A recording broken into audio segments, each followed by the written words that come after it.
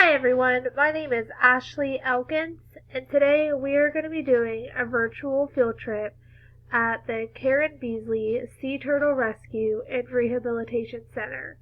This center is located in Surf City, North Carolina. It is about 45 minutes north of Wilmington, North Carolina. So at this center, when you first walk in, the first thing you're going to see is you're going to see these turtles, and then it explains the different species of the sea turtles. And the 7 species are the loggerhead, the green turtle, the leatherback, the hawksbill, the Kemp's Riley, the olive Riley, and the flatback. And you can see here on the right we have where these turtles are most likely to be found.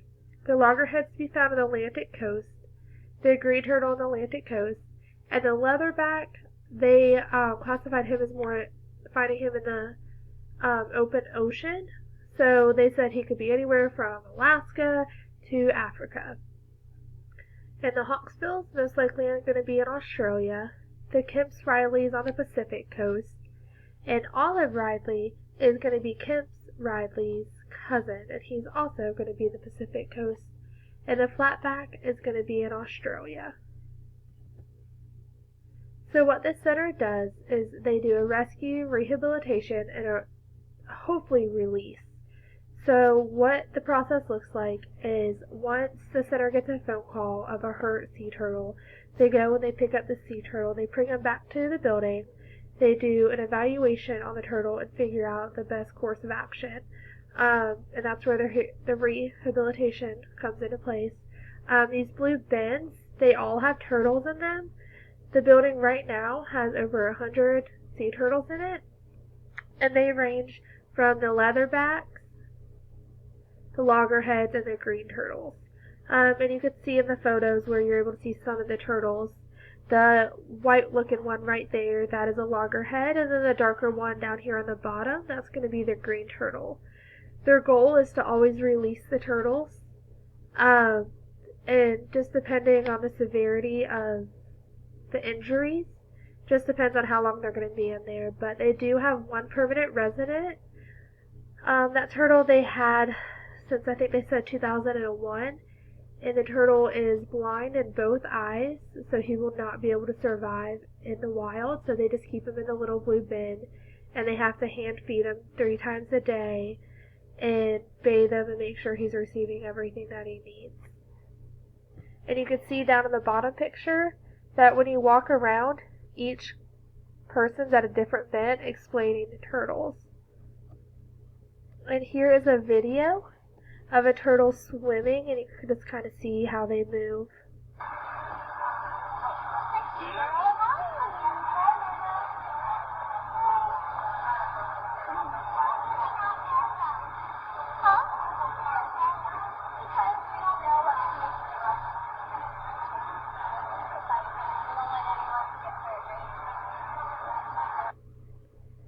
So as you can see, those turtles are pretty large.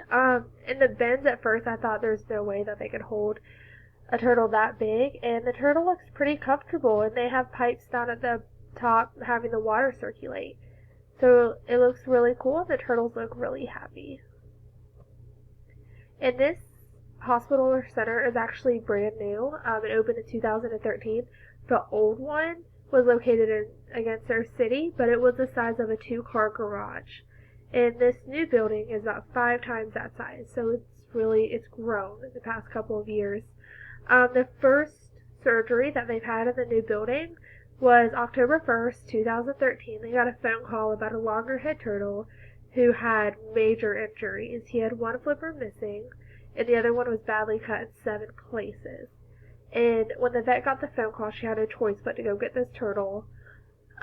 She knew that it had to have at least one flipper survive in the ocean, and the treatment was very intensive. It lasted for 2 years, but the turtle was able to be released. So it's one of their success stories that they're very proud of. And when you walk around through the building, they have these cute little poster boards that you could go and you could see pictures of the actual turtle that they saved. So also when you walk around the building, it talks a lot about nesting, because nesting is really crucial to the sea turtles because a lot of things that us humans or natural predators may do that cause the baby sea turtles not to be able to get to the ocean and survive. And a couple of those things were that they talked about was that people who live on the beach or have oceanfront homes leave their porch light on. And so whenever these eggs, whenever they hatch, the sea turtles come out, and they to get to the ocean they have to follow the moonlight. And if they see the porch light on, they're automatically going to go there. And so they have to go to the ocean to survive. So some things that we could do as locals is make sure, the porch lights stay off and all of the trash gets picked up from the ocean, because that could delay them from getting in there. And also a big one that I didn't even think about is whenever we make sandcastles or we dig holes in the beach, if we don't fill those or knock them down, it could stop the baby turtles from going to the ocean as well. And then also, so what we could do to help these turtles is, again, to pick up our trash. Because as you can see in the picture, what the girl's holding is a plastic bag, and she also showed some balloons. That whenever this trash gets into the water, the sea turtles mistake these as food, and then whenever they mistake them as food, they eat them, and then they get trapped in there, and then unfortunately it could cause the sea turtles to get very sick. And you can see the sea turtle in the back right here. This was a model that was made and donated to the center. They had a sea turtle who looked unfortunately just like this. He was covered in debris from the ocean, and he had glasses, he had barnacles, he had straws and paper, and it was just a really sad story. So something that we could really do to help these sea turtles survive is just to pick up after ourselves. So I hope you guys had a lot of fun, and I really hope that you guys make it out there one day. Thank you.